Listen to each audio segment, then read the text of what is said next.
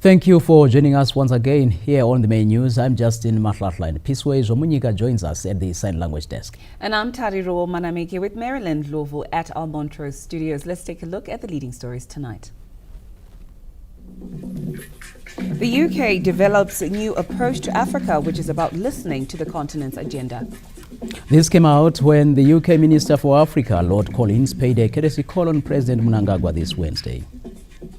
In business, SADC Committee of Ministers of Finance meeting adopts agenda for Thursday's ministerial deliberations. All eyes on the Highlanders Zimbabwe clash as Castle Lager Premier Soccer League action returns this weekend. Now, those were our headlines. We now give you the news in detail. Relations between Zimbabwe and the United Kingdom are getting warmer, as evidenced by the courtesy call from the UK Minister of Africa, Lord Collins, to President Emmerson Mnangagwa at State House in Harare this Wednesday. Our chief correspondent, Ruben Barwe, has the story. Zimbabwe-United Kingdom relations got a jolt this morning when the British Minister for Africa, Lord Collins, paid a courtesy call on the president. On a short visit to Zimbabwe, he said, "We are on the correct path, realizing that we have rebooted relations between the two." The rapprochement between Zimbabwe and Britain has seen the British saying, "We are here, we want to mend fences, and we are correct in coming to the State House and inform the head of state about this new development."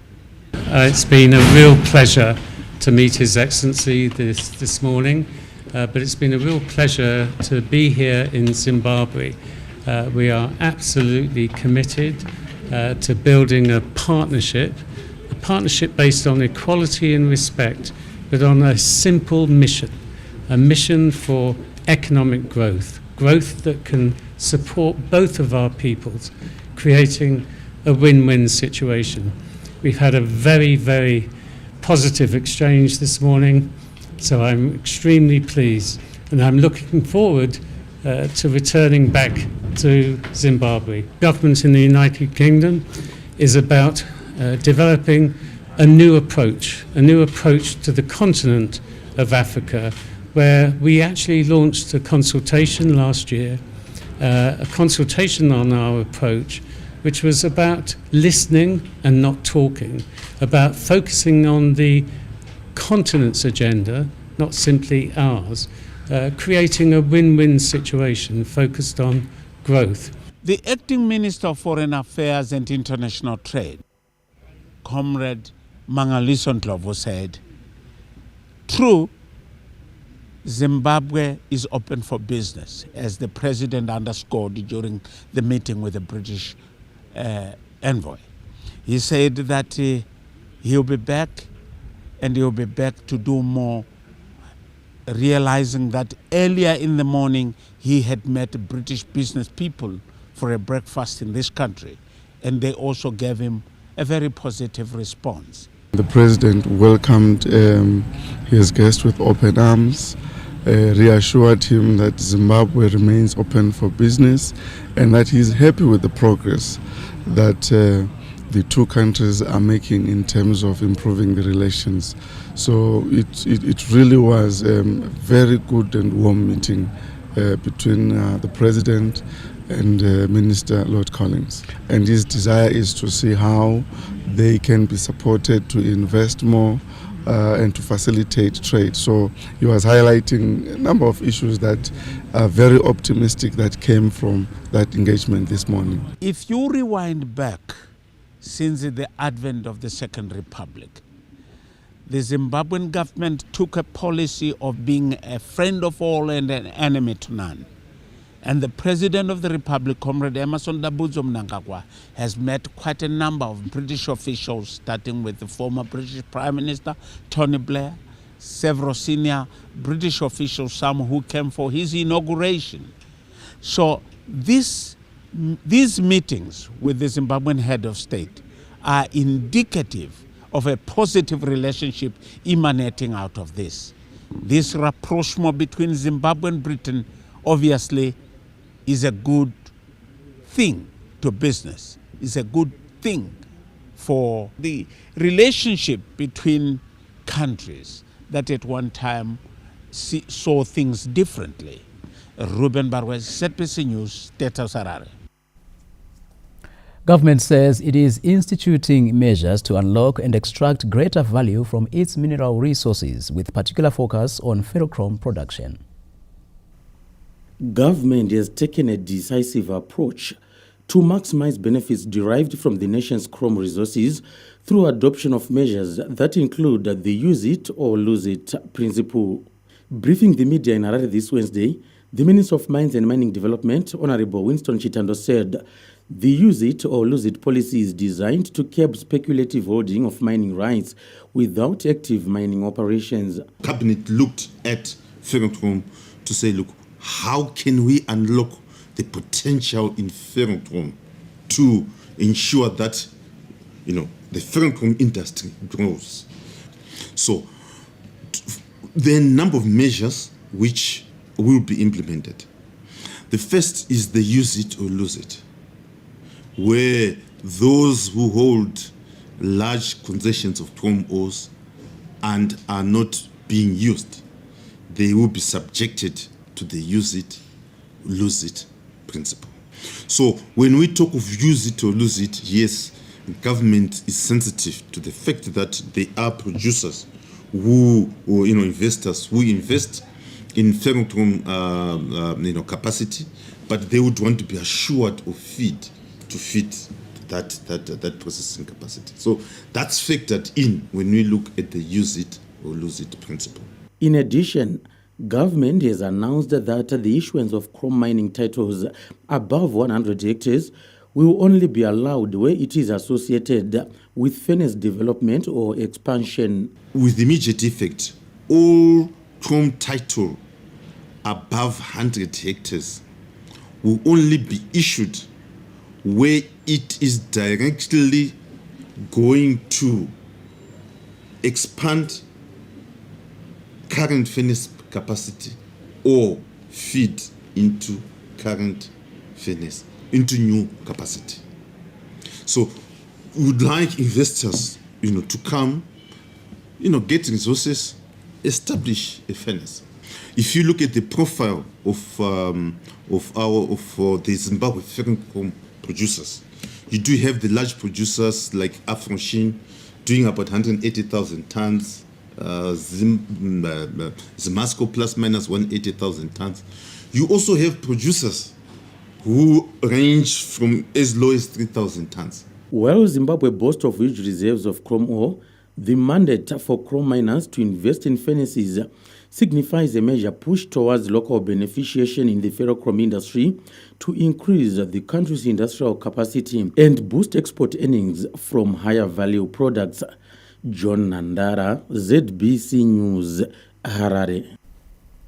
In other news, the Chinese business community has engaged various arms of the government, including the Zimbabwe Republic Police, to clarify the country's laws.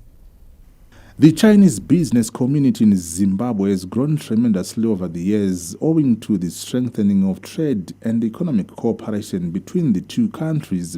However, reports of alleged contravention of the country's immigration and labor laws, as well as unscrupulous business practices by rogue Chinese firms, prompted an interface by the Chinese business community and several government arms, including the Zimbabwe Republic Police, to iron out some of the sticking issues.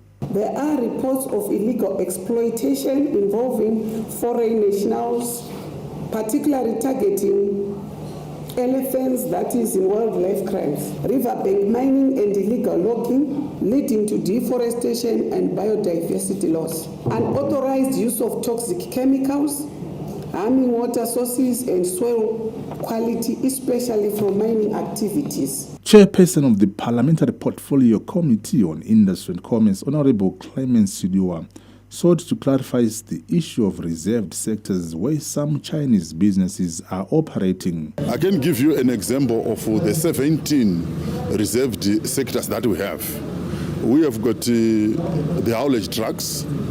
It is a reserved sector. We have got the haircuts, we have got the retail sector, wholesale, and all those. These are the areas where we are saying there are reserved for our people.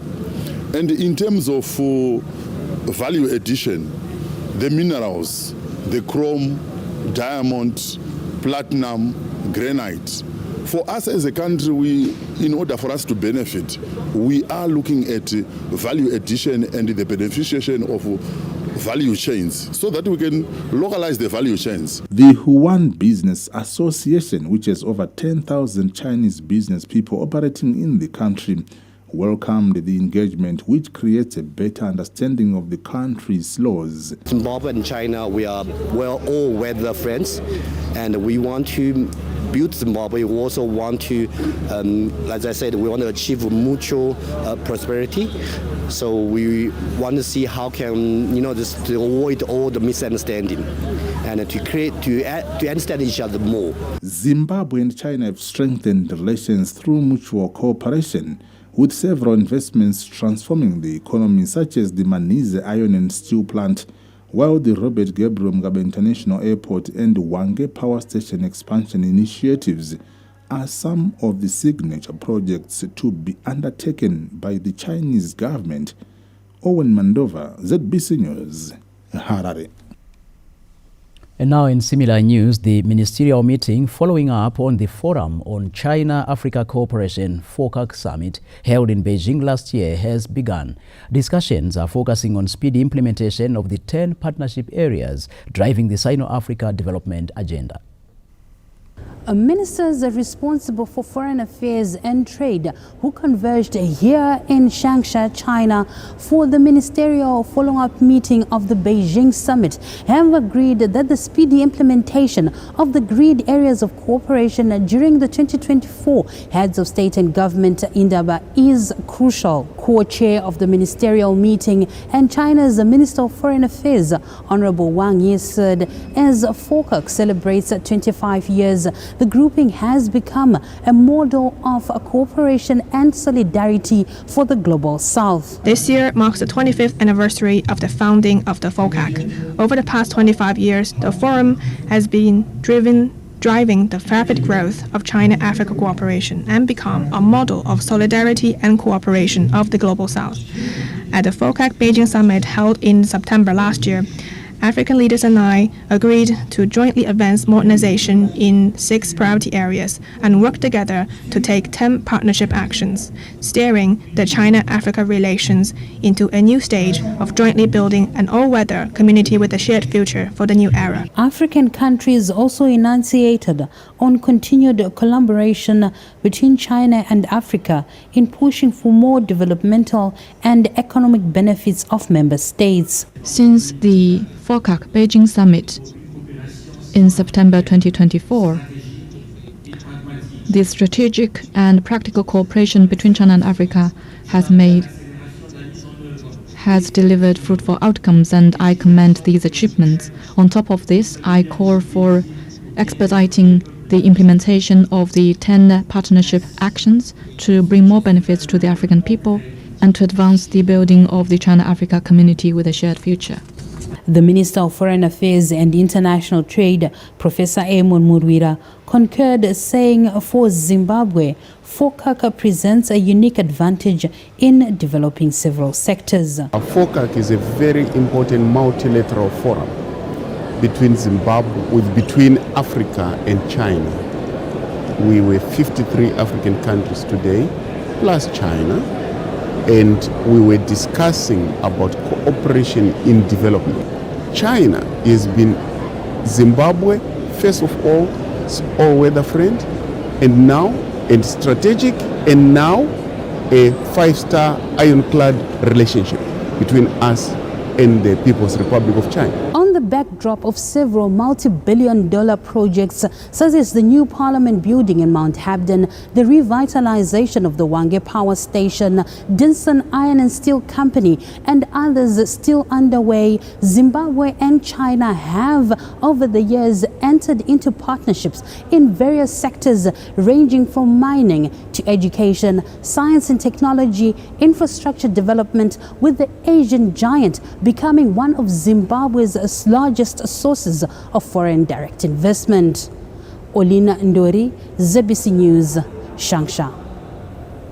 Zimbabwe is among the 18 new countries to ratify the High Seas Treaty on the Conservation and Sustainable Use of Marine Biodiversity, bringing the total number to 50 out of 60 countries needed for the agreement to be enforced. The ratification comes as global leaders, researchers and scientists are gathered in Nice, France for the 3rd United Nations Oceans Conference. Once 60 ratifications are reached, a 120-day countdown starts before the treaty can be officially enforced, and when the period lapses, protected areas can be designated with the oversight mechanisms being implemented. Regional climate change and environment expert Mr. Shepard Sugadza highlighted the significance of the ratification not only for Zimbabwe but for the world at large in ensuring no country can claim sovereignty over any part of the high seas. We have, challenges of, pollution in the seas, in the oceans, and we have, challenges around deep sea mining, which is a concern. And those are, illegal and also destructive activities. We also have, geoengineering. Some, researchers may just decide to get into the sea and try to do some destructive or, experiments that may, cause, challenges to the biodiversity, to the marine biodiversity that we need. So that has to be governed. In a post-cabinet media briefing in Harare this Tuesday, the Minister of Information, Publicity and Broadcasting Services, Dr. Jenfan Mswere, clarified that the agreement is founded on principles of sustainable development. Cabinet approved for ratification the agreement on the conservation and sustainable use of marine biodiversity of areas beyond national jurisdiction under the United Nations Convention on the Law of the Sea, which was adopted by state parties on the 19th of June 2023. Zimbabwe signed the agreement on the 5th of March 2025. The agreement provides for conservation of living resources in the high seas, addresses emerging threats in terms of pollution, overexploitation of marine resources, and climate change. The agreement is founded on principles of sustainable development, which is the basis of the country's environmental policies and legislation. Ratification of the agreement is therefore critical as it will enhance cooperation with other states in pursuit of sustainable development for national and regional benefit. The High Seas Treaty, formerly the Agreement on Biodiversity Beyond National Jurisdiction, is the first agreement focused on the protection of marine biodiversity in international seas to be legally binding. The High Seas Treaty is crucial for meeting the global 30x30 goal, an international promise to safeguard 30% of the world's land and sea by the end of the decade. Memory Chamisa, ZBC News, Harare. Government, in partnership with international financiers, has launched a $65 million United States dollar horticulture enterprise enhancement project to empower and incorporate rural smallholder farmers into the mainstream horticulture value chain. That report from Tendai Munengwa. The launch of the Horticulture Enterprise Enhancement Project happened in Harare this Wednesday by the Ministry of Lands, Agriculture, Fisheries, Water and Rural Development has attracted a cross-section of stakeholders who will organize rural farmers into horticultural business units to produce for local and international markets. What we're seeing is that a lot of small-scale farmers are very keen on growing horticulture. And the challenge is maybe they'll be able to grow half a hectare or 1 hectare. And the greater scope of things, that's a bit too small. Whereas if we can take several farmers that have that scale. So let's just use the example of 10. If we have one farmer or one village growing 1 hectare and we have 10 villages, when we aggregate them, all of a sudden that becomes a very big enterprise because 10 hectares is massive. So what we are doing is we're using HEAP and other programs that are coming from government to ensure that the hub and spoke model works, aggregation works, so that the farmers on the ground not only sell produce to the local village, to the city or the town that they live nearby, but also to be able to have access to the international markets. One of the chief funders, International Fund for Agriculture Development IFAD country representative, Francesco Rispoli, unpacks how the new initiative is expected to transform 70,000 rural households. The project has an ambitious target. It's supposed to reach out to more than 70,000 households, which represent more than 350,000 people. the strong focus of the project would be on smallholder producers. Our organization is mandated to focus on smallholder producers because they are the ones that produce the food that we eat every day. And if we want to fight poverty and create functioning food system, we had to put smallholder producers at the center and linking them to markets. According to the Horticulture Recovery and Growth Plan, Zimbabwe is targeting to achieve a $2.5 billion United States horticulture sector by 2030. 10 Time Munengwa, ZBC News, Harare. Harare residents are looking forward to a cleaner city after the Geopomona waste management fleet of trucks, which were commissioned last week, started their door-to-door refuse collection in various suburbs. Yesu matemberano ndisi tichiri kuziya Harare iya yekudhara yaive yainzi Sunshine City yaive neutsanana. Iye zvino tanga tapfidza nezvirwere asi nhasi tazoona kuti aiwa mauya ponoma mauya neurongwa hwakatinakira. Less than a week after the commissioning of the Geopomona Waste Management Company fleet of refuse collection trucks by President Emerson Mnangagwa, the impact is already being felt as Harare residents have applauded the door-to-door refuse collection program, saying days of heaps of garbage and filthy streets are over.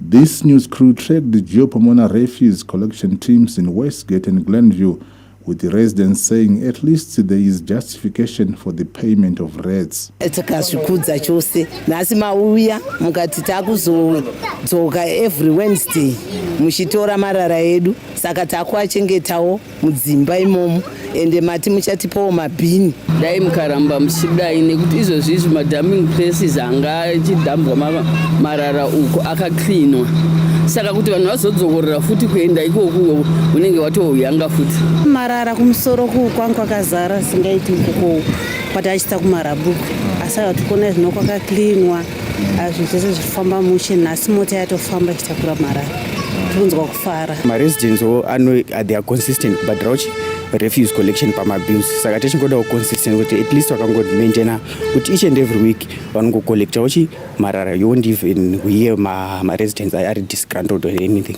Residents had given up on the city council's capacity to consistently provide waste management services due to its small and old refuse collection fleet. Hence, in his address last week, President Mnangagwa stated that the Second Republic will strive to bring positive change to people's livelihoods. The waste collection crisis, particularly in the capital city of Harare, has had dire consequences ranging from environmental degradation to public health risks, among other negative impacts. We have seen outbreaks of diseases, a situation that is wholly unacceptable. Such conditions must become a thing of the past. The initiative is a tripartite partnership between Geopomona Waste Management Company, Harare City Council and the Ministry of Local Government and Public Works, aimed at capacitating the council's waste management operations, which for years had failed to provide reliable services to residents. Owen Mandova, ZBC News, Harare. And still in Harare, residents have welcomed government's decision to outlaw the production, sale and consumption of dangerous illicit brews, calling it a long overdue response to a social and public health crisis in the country. The regulation gazetted under Statutory Instrument SI number 62 of 2025 through the Harmful Liquids Act has sparked widespread relief in communities long plagued by the consequences of these toxic home brews. The drinks, often made from industrial chemicals and brewed under unhygienic conditions, have ravaged the country's suburbs, fueling addiction, violence, mental illness, and societal decay.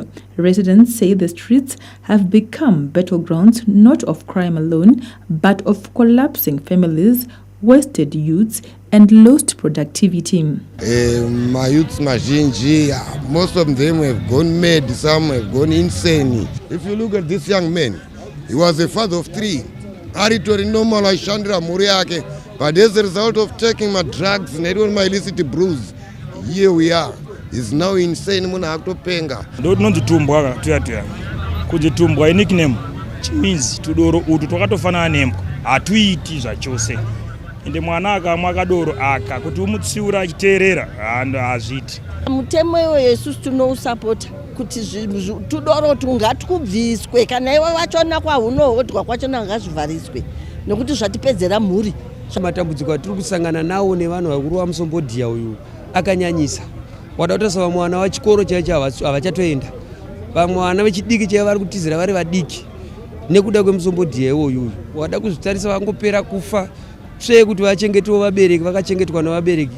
Ivo ndo vakutovigwa nevabereki. Vechidiki havachakwanisa kunge vachishanda vachiita kuti nyika ienderere mberi nekuda kwekuti munhu arongomuka kuseni akaona 50 cents obva atodhakwa. Mutemo uyu wakanaka ngazvibva zvaita sekudaro pakuti mamarriages ari kuparara nekuda kwetudoro. Civil society groups have also lauded the move. The government's decision has been long overdue because these illicit substances have been a challenge to our communities, and we hope by banning this, we are going to see a great impact. In civil society, we have also assisted the government in crafting the Zimbabwe National Drug Master Plan. We've been doing awareness campaigns across the country. Zimbabwe Civil Liberties and Drug Network Director Mr. Wilson Bog said the ban is a crucial step towards reclaiming communities from addiction and lawlessness.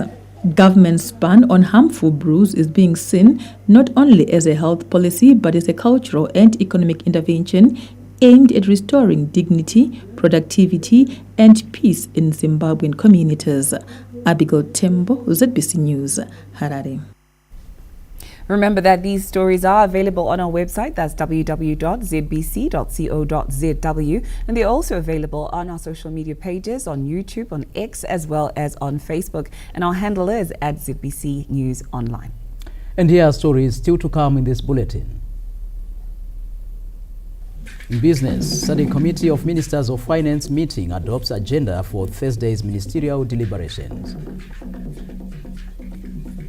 And in sport, all eyes on the Highlanders Simba-Bora clash as Kasolaga Premier Soccer League action returns this weekend. Stay with us, we'll be right back.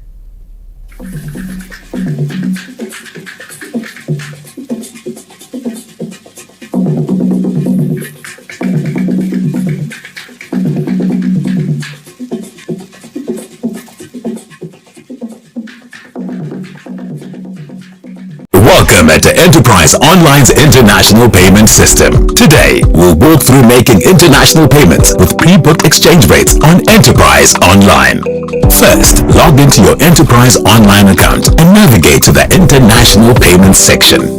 Select pre-booked exchange rate from your options. This ensures you lock in today's rate regardless of market fluctuations. Next, enter your payment details, recipient information, amount, and currency. The system automatically applies your pre-booked rate. Review all details carefully. Our system highlights any potential issues before submission. Click Confirm and select your authentication method. This extra security step protects your transaction. Done. Your payment is now processing with your pre-booked rate. Track its progress anytime in the transaction history section. Keep business moving. Make effortless international payments with Enterprise Online.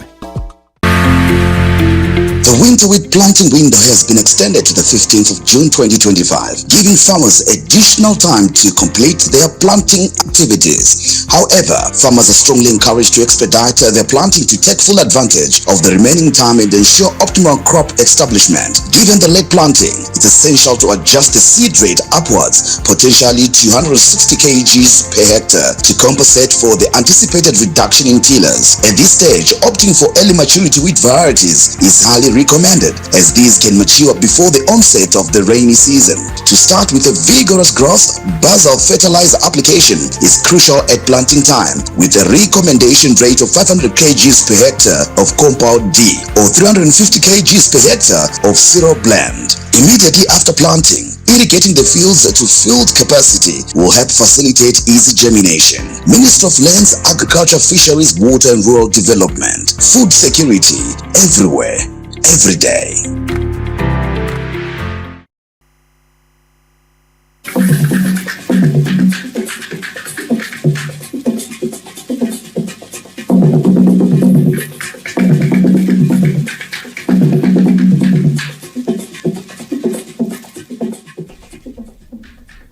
Welcome back and thank you for staying with us. 5 contractors are now on the ground to begin construction works on the Bulawayo-Victoria Falls Road, with 2 more expected to join soon.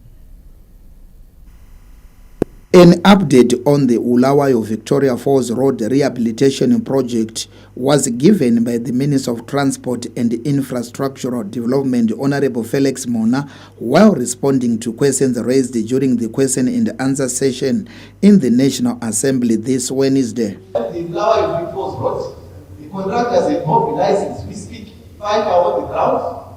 They are opening detours. So what we are going to be doing, we will then move traffic to the detour and attend to the roads, but also to support what you have said.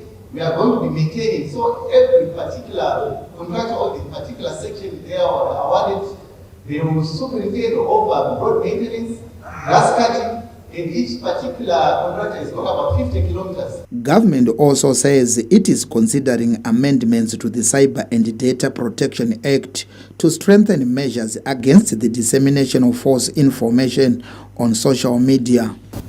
Where you have a right, you have an obligation also. Rights come with obligations to ensure that competing rights will also observe them. So I believe the honorable member is very much aware that whenever you speak ill of somebody, you must have substantive information to that effect. The moment you spread falsehoods, even your conscience will be telling you that what I am doing is wrong. So we should never hide under the freedom of expression banner to spread falsehoods, I submit to you. Parliamentarians have also raised the concern over unscrupulous middlemen exploiting farmers by offering low prices for their produce.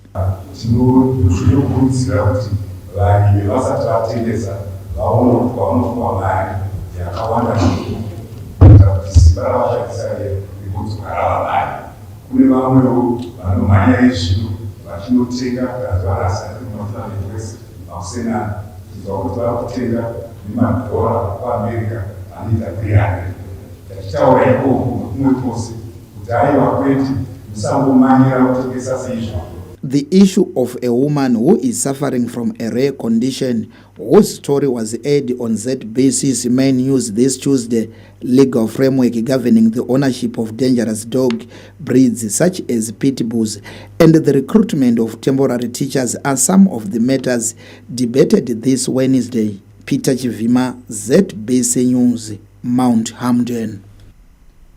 This bulletin now shifts to our Montrose studios in Bulawayo, where we join Marilyn Gwenya. It's a good evening to you, Marilyn. Good evening and many thanks to you, Justin and Tariro. In our following report, the meeting of SADC Committee of Ministers of Finance continued in Victoria Falls this Wednesday with the adoption of annotated agendas for the ministerial meeting scheduled for Thursday. We now cross over to our reporter, Tichawana Kurewa, for the latest developments. Good evening, Tich. You can go right ahead. Good evening, Zimbabwe. Yes, we are here in Victoria Falls at day 3 of the SADC Ministers of Finance meetings, which has been going on in Victoria Falls for the past 3 days. We are now joined by Dr. Innocent Mache, Reserve Bank of Zimbabwe Deputy Governor, to shed more light on what transpired today and what is expected tomorrow. Good evening, Dr. Mache. Good evening. Today we had constructive meetings, very fruitful meetings, putting together the agenda for the ministers tomorrow. From the SADC region. The idea here is for the SADC region to work as one, to craft policies that will drive the empowerment of our people in the region and grow our economies. We understand tomorrow there will be the meeting for ministers. What has happened so far in preparation of that meeting? So what has happened is that we have received reports from the technical meetings, from the experts, and now we're going to deliberate on those outcomes to make sure that we start developing the reviews and policy positions going forward. So key decisions will be made tomorrow, not only reviews of what has transpired over the year, but also planning for the further enhancement of integration and coordination of our policies in the region. to make sure that issues of inclusion, issues of growth, issues of economic, financial and monetary stability are anchored in the reality of our economies. So the meetings tomorrow will be opened by the Minister of Finance, Economic Development of this country, Honorable Professor Mthuli Ncube. Zimbabwe is a key component and member of SADC, and we are the hosts this time around as a country. And we hope that the central bank governors that are going to attend will also play a key role in crafting monetary policy going forward. Thank you so much, Dr. Machi, for joining us this evening. You're very welcome. That's the update so far from Victoria Falls. It's back to you in the studio. Many thanks to you, Teach, for that update. In our following report, more than 200 small and medium-sized entrepreneurs are grappling with the aftermath of a devastating fire that destroyed their goods and machinery at the Save the Nation industrial site in Bulawayo on Monday night.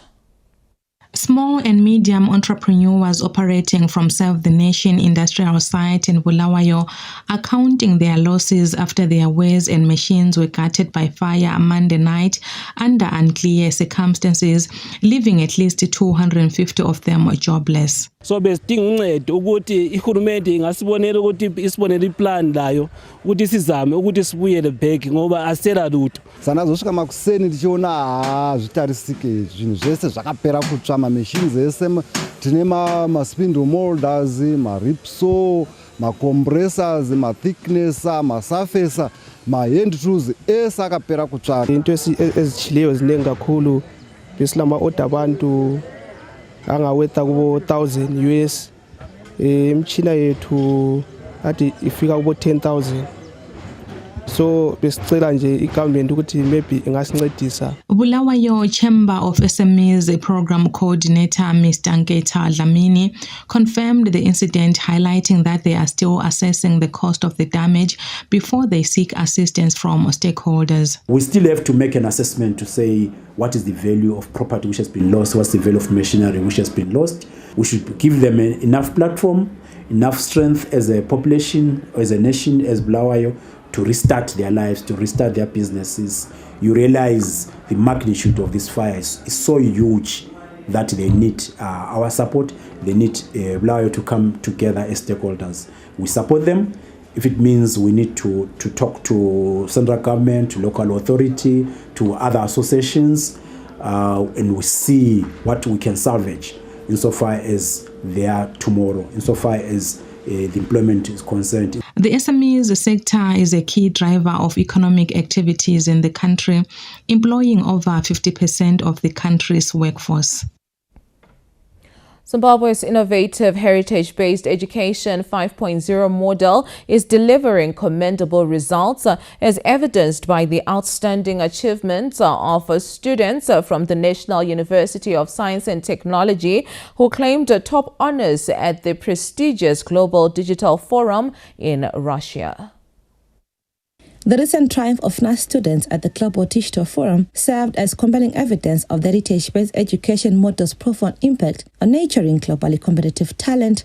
The forum brought together over 2,800 participants from 165 countries, providing an unparalleled platform for showcasing cutting-edge digital innovations. The achievements included Tino Daishesh Pikiris Award and the Society Track for a pioneering iTravel chatbot, a solution combating travel misinformation. Bridget Zibanda was recognized as a leading participant and the Society Track for her contributions to impactful lab projects, while Kudzai Shuwaki was honored in the International Cooperation Track for developing a framework recommendation for information communication technology to support international collaboration. I really appreciate the government step towards coming up with Education 5.0, because our knowledge is no longer theoretical. We are now going into practical.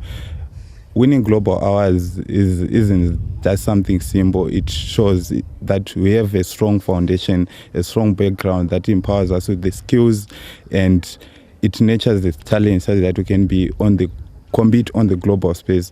Emphasis was also on the need to avail funding to commercialize prototypes in Zimbabwe. As a university, we support our students to work on their innovations, work on those projects so that they can develop them into a startup businesses.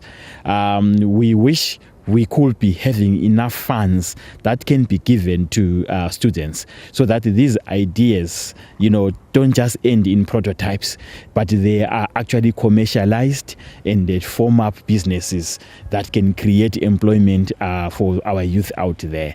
What is also exciting is to note that these students are collaborating. The NAS students have now been invited to participate in an advanced internet security school in Russia from July to August this year. Zimbabwe continues to accelerate human capital development and foster a generation of innovators who can leverage on technology for sustainable development and global collaboration. Yolanda Moy, ZBC News, Bulawayo.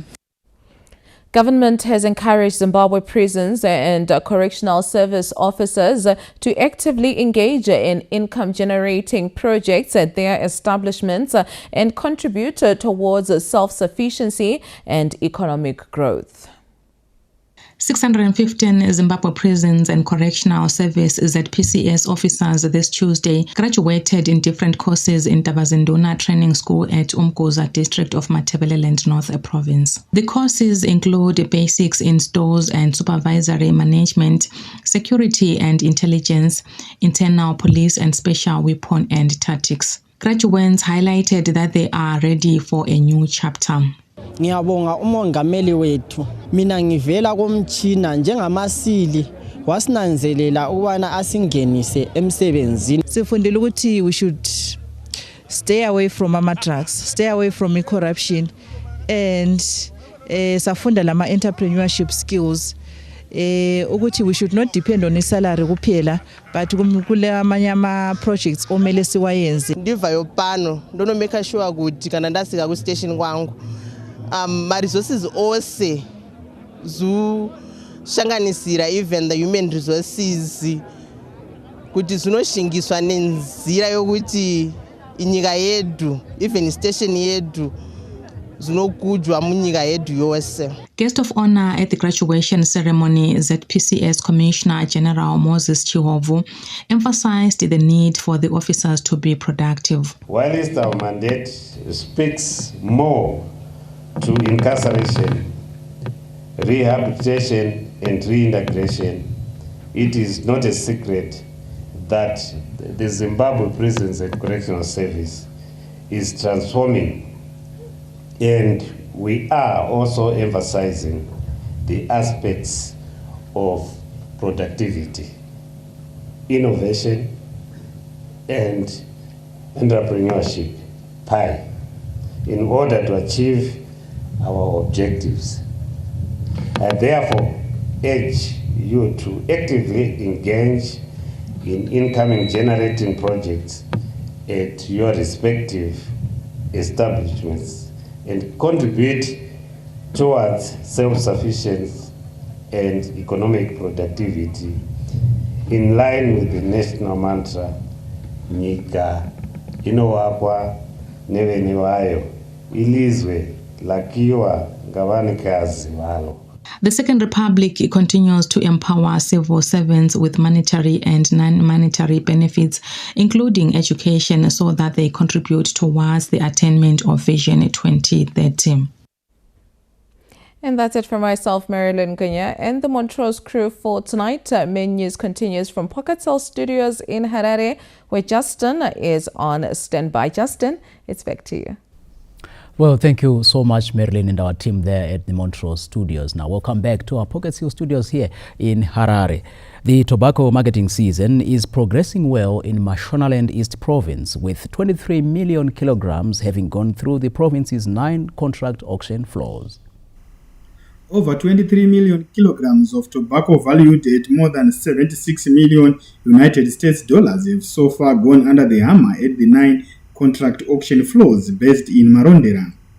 Farmers who spoke to this news crew at the floors, which were visited by Mashonaland East Minister of State for Provincial Affairs and Devolution, Advocate Itai Ndudzo, expressed satisfaction with the selling season, adding that tobacco farming has transformed their lives. Ndakatanga rima fodya yangu 1 hectare, ndichibva ndatenga chigayi chekugaisa.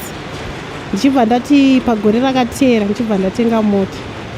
Gore rakatera ndichibva ndatenga zvipfuyo zvepamba nekugadzirisawo pamusha.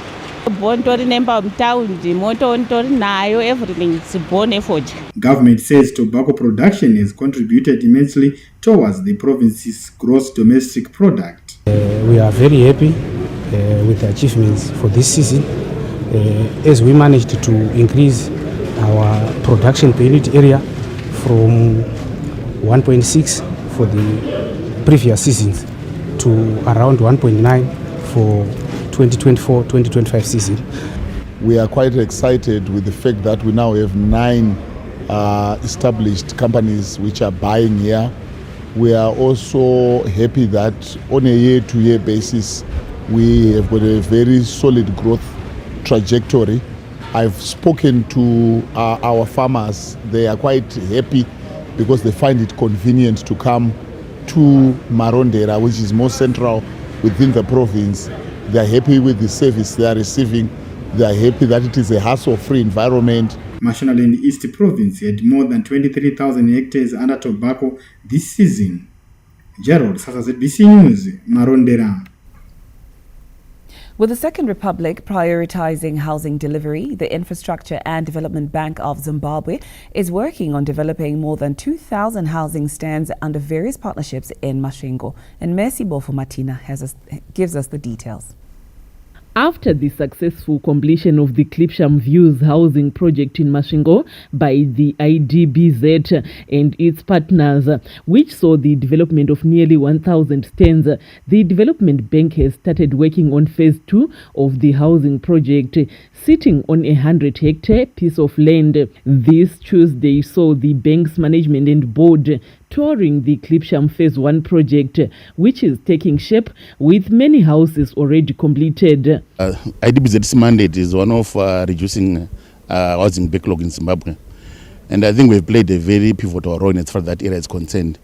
I think today we are here in Klipsham, which project we started way back in 2014 and we finished in 2018, where we delivered almost about 800 residential stands, some industrial stands, hotel stands, school stands. So what we have also done as a bank, we've identified what we call Klipsham Phase 2, where we are also, it's about 100 hectares in extent. And as a bank, we are going to be putting in again some roads, sewer, water, and electricity. And then I think in a year or so, I will begin to sell the stands. The government-owned development bank's target is to ensure the Second Republic's housing delivery priorities are met. Hence, they continue to invest in infrastructure development. So the idea here is really to see how the bank is contributing to the broader vision of making Zimbabwe a middle-income country by 2030, plus also how we are contributing to the national development strategy, as well as the long-term view of where we want Zimbabwe to be. So clearly we want to make sure that as a bank we have 2 legs. We have the infrastructure leg and the development leg. So this is part of both the development leg and the infrastructure leg. Apart from the housing projects in Masvingo, IDBZ is also implementing a 5-megawatt solar project in Gutu, a joint venture paprika production project in Mwenezi, and the Muyu truck shop project, among others. Government is targeting to complete 1 million housing units by the end of this year. Ms. Martina, ZBC News, Masvingo. We'll give you business news after these messages. Stay tuned.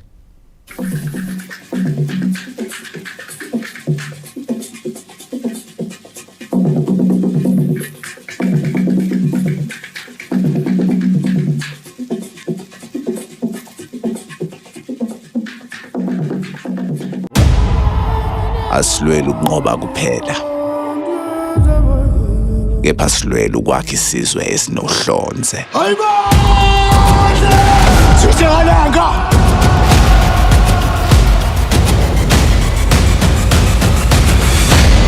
Sekunjalo.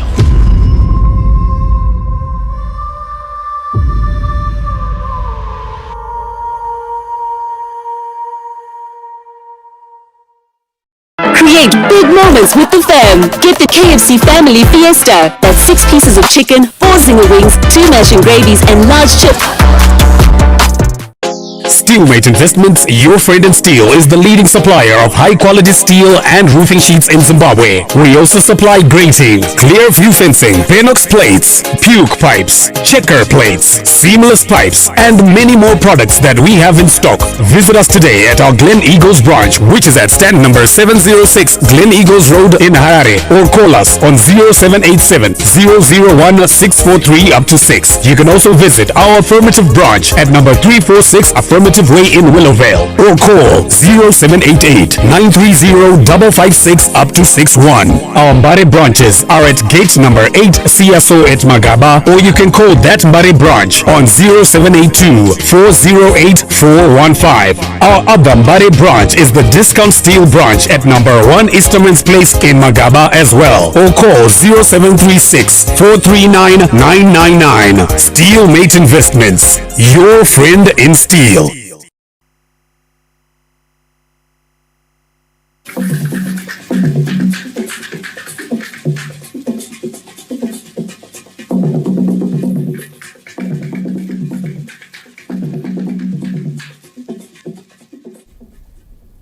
Welcome back and thank you for staying with us. We'll now give you the business news. Public sector efficiency has been identified as critical to the country's quest to industrialize and modernize its economy in line with Vision 2030. A 3-day Zimbabwe Institute of Strategic Thinking conference commenced in Kariba this Wednesday, with issues of public sector efficiency taking center stage. Stakeholders in the public and private sectors spoke on their contribution towards government's vision for the country to attain an upper middle income society by 2030. We're looking at strategies that can help us. What we really would want to see is the modernization of our infrastructure. So when we say modernize the infrastructure, we are looking at the rail itself, the bridges, we're looking at the roads, because the reason why we keep talking road is NRZs. Road provides that shuttle service to the railhead.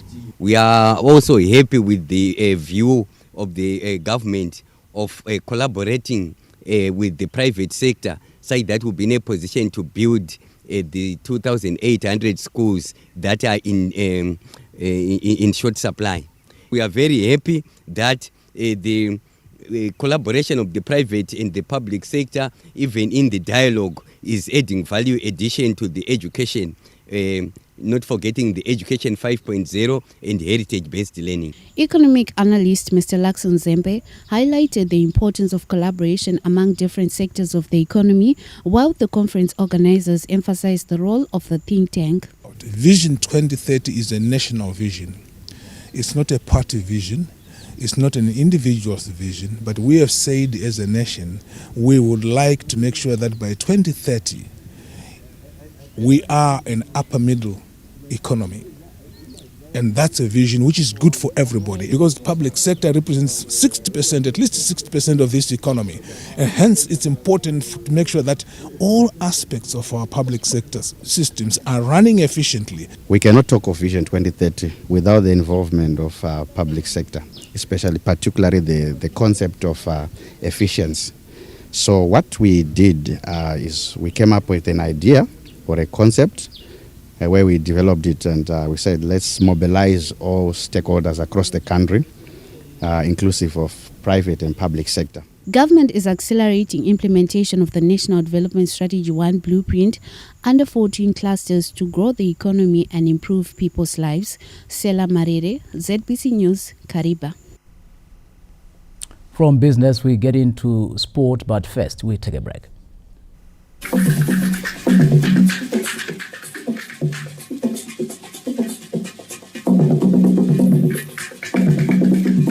Vakuru vedu vemakare vaiziva kurunga zvinwiwa nezvekudya zvinobatsira kuti ugare wakagwinya.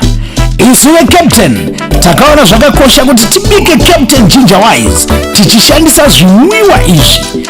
Gara wakagwinya neCaptain Ginger Wise. Tibatei pa 0775 135 800. Captain, inhaka nesimba muchinwiwa chimwe chete.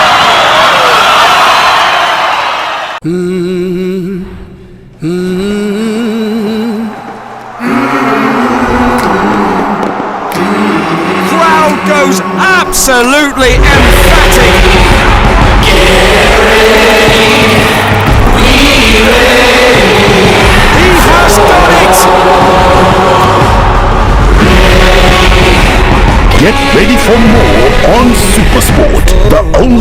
watch all the FIFA Club World Cup.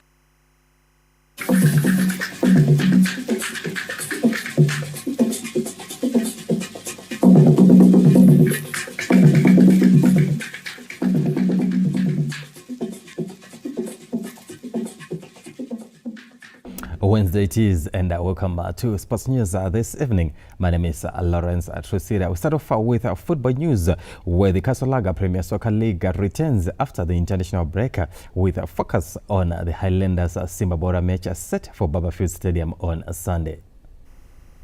After carving his coaching career away from home, former Highlander son Joe Lupatla was lured home by Mandla Mpofu to come and assist in sharpening the Boso strike force. The union, however, did not last the distance as Boso had a change of guard, bringing on board Portuguese expatriate Baltimore Brito. Brito had Lupatla as one of his assistants, but the coming in on board of Zambian expatriate Kelvin Kayundu saw Lupatla leaving to pursue his coaching career in Tanzania. Upon his return, he joined the Glamour Boys as an assistant coach and was then lured to Shamba by defending champion Zimbabwe. In his maiden PSL season as head coach, Dubai, as Lupatla is affectionately known, he steadied the ship despite a false start. The Shamba-based side are among contenders, and his return to face Highlanders this Sunday has already ignited debate in the city. The fixture will evoke memories as Lupatla is a point to prove he was indeed an asset carved from a precious stone. Match day 15 fixtures resume this Saturday with Greenfield hosting Till 1 at the Greenfield Arena, while Capes United, who are coming from an away victory to Manica Diamonds, welcome Chicken In. Ngezi Platinum Stars host Manica Diamonds at Baobab as Yada face off with the Rentals. Bikita Minerals entertain Dynamos at Gibo as FC Platinum plays at PC Karib at Mandava. On Sunday, Scotland host Kwekwe United as Triangle face log leaders Moz at Gibo. Mtokoz Dube,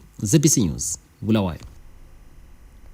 Staying with the beautiful game, Zimbabwe bowed out of the 2025 COSAFA Cup with dignity after thumping Mozambique 3-1. However, it was just a case of the Zimbabwe case returning. It has become a trend, or more like a case. The Warriors usually save the best for last, or they wake up at the wrong time in tournaments. This Tuesday in South Africa at the COSAFA Cup, a young Zimbabwe developmental side showed that they can match any opposition after thumping Mozambique 3-1 in their final group match.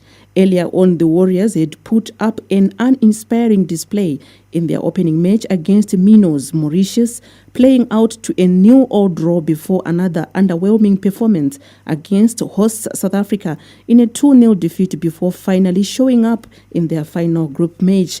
The earlier performances left the Warriors with too much to do to try and salvage a place on the knockout stages, and this was not the first time that had happened. At AFCON 2004 in Tunisia, during their debut appearance at the Continental Championship, Zimbabwe lost their first two matches to Egypt and Cameroon before beating Algeria 2-1 in their final group encounter. 2 years later at AFCON 2006, it was the same story. Zimbabwe lost to Senegal and Nigeria before edging Ghana 2-1 in the last group match. 4 years ago at the 2021 Africa Cup of Nations late in tournaments. With the Africa Cup of Nations coming up in December, the Warriors need to find a solution to the last-minute rally. So will the case be broken this year? Let's just wait and see as the AFCON starts in December.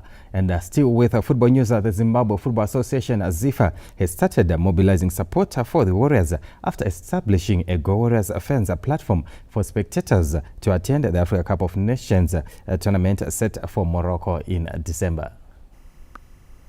The ZIFA president, Nqobile Magwizi, launched the Go Warriors initiative in Harare this Tuesday during a watch party of the COSAFA encounter between Zimbabwe and Mozambique. The initiative will allow Zimbabweans to support the Warriors as the 12th man at the 2025 AFCON tournament in December. We need as many Zimbabweans as possible in Morocco to support in how our team performs. But it's all about, support is about us coming together as Zimbabweans, showing who we are and lifting our flag up high. But we're doing it within the stadia where we are playing other teams. Rather than waiting until December, where the opening match is on the 19th, we are saying Zimbabweans can plan today. We are in June. People can plan today to travel in December and make sure that they're in Morocco. We have made, as an association, this platform possible to allow those who want to travel to go and witness how Zimbabwe will play. I believe we are going to do very well. The association is not leaving anyone behind, as they hope to establish fan parks in rural communities to ensure all Zimbabweans can support the Warriors. One of the things that we've done is to make sure that we also do rural fan bases, because the communities are not just in the towns but in the rural areas, and there's a large fan base there. So part of that is going to set up these fan packs in those rural communities. Right? Football is a people's game. And I think that's what we are focusing on as a committee, to bring football back to the people. We want that love to come back again. We want to decentralize what soccer is, no matter what happens. Let the Zimbabweans at every level across the demographic sphere, from gender, age, just come together and say, go Warriors, go. It's for everyone. The Warriors have been to 5 AFCON tournaments, but are yet to go beyond the group stages. Farai Gwaze, ZBC News, Harare. And we stick to football news, where the Zimbabwe Football Association has resumed offering CAF badges, with 30 participants taking part in the CAF C coaching course at Ziva Village in Mount Hampton. After 7 years in the wilderness, Zimbabwe has been readmitted back into the Confederation of African Football CAF convention and has started offering CAF coaching courses. Zimbabwe had been booted out of the convention due to several factors, chief among them awarding dubious certificates to coaches without going through proper training. However, the Nqobile Magwizi-led SIFA administration has worked hard to have the country readmitted into the convention. We were given 8 requirements that we had to fulfill, and then we have done 6 of them. This is the 7th one. And then if we do very well on this one, is they are bringing a FIFA and CAF instructor to come and assess our own coach educators. The chief instructor, Dr. Joseph Sibindi, highlighted the importance of the CAF C course. They are responsible for imparting the proper knowledge and skills in children at that age, which is more sensitive. And if we lose it at that age, any opportunities of development that are lost during that age, they impact in terms of their podium performance at a later stage. The participants are thrilled to be part of the course. As a player, you can see myself, I'm about to retire anytime soon, but as a player there is what we call career transition. So in career transition, that's where we can do courses just like this one. So we're just waiting for this course so that we can advance and do more. It's an opportunity that we have been waiting for since 2017, when we were kicked out of the convention. So we are very excited to be here. A number of former players are part of the course, including former Mighty Warriors forward Felicitas Mzongondi, former Highlanders duo of Caesar Koza and Chipotsozo, as well as former Dynamos goalkeeper Mnyaradzi Dia. Zifa plans to hold the CAF C coaching course at regional level once the instructors are approved. So that's all we managed to have for you in sports news this evening. It's now time for the weather update.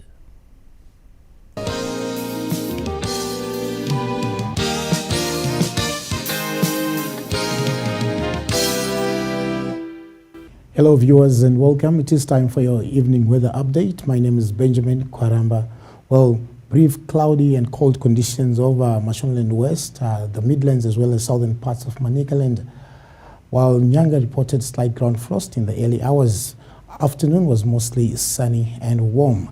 Turning to the satellite images received this afternoon, they show mass of cloud that should be covering the country as we move into the week ahead. Especially areas to the north should be mostly cloudy at first, becoming partly cloudy later. Although on Saturday into Sunday we expect some brief sunny breaks from time to time. Our minimum temperatures expected tomorrow are at 10, Bulawayo 8, Gwanda 8, same as Gweru, 13 for Gokwe, Kariba with 16, Victoria Falls 11, 12 is expected at Chiredzi with Mutare 9 degrees Celsius. The maximum temperatures 22 for Harare, 20 for Bulawayo, 24 for Chiredzi, 29 at Kariba, Victoria Falls with 28, Lupani 27 and Gokwe 24 degrees Celsius. Now for the detailed forecast in the week ahead. Well, mostly sunny over Bulawayo, but cold at first, becoming mild to warm later. Slight ground frost is expected at Matopos. Clear skies are expected in the morning. Windy conditions at Gwanda, that is tomorrow. However, we expect some slight to moderate ground frost, especially for Gweru there. Clear in the morning, becoming mild to warm later. Masvingo again should be very cold in the morning. The same for Nyanga. Moderate ground frost is expected for Nyanga. Marondera, again, we expect some slight to moderate ground frost. Harare, very clear skies expected again. Cold at first, becoming mild to warm later. Same for Kwekwe. Kadoma, same conditions expected. Your maximum temperatures in the lower 20s. Chinoy, again, expect some slight to moderate ground frost. Victoria Falls, cool at first, becoming mild to warm later. Lupane, again, expect some slight ground frost over Lupane. Same for Bindura. Kariba, well, your maximum temperatures in the lower 20s. Well, that does it in tonight's edition of the Weather Report and Forecast. Let's make a date again tomorrow at the same time. Good evening, Zimbabwe.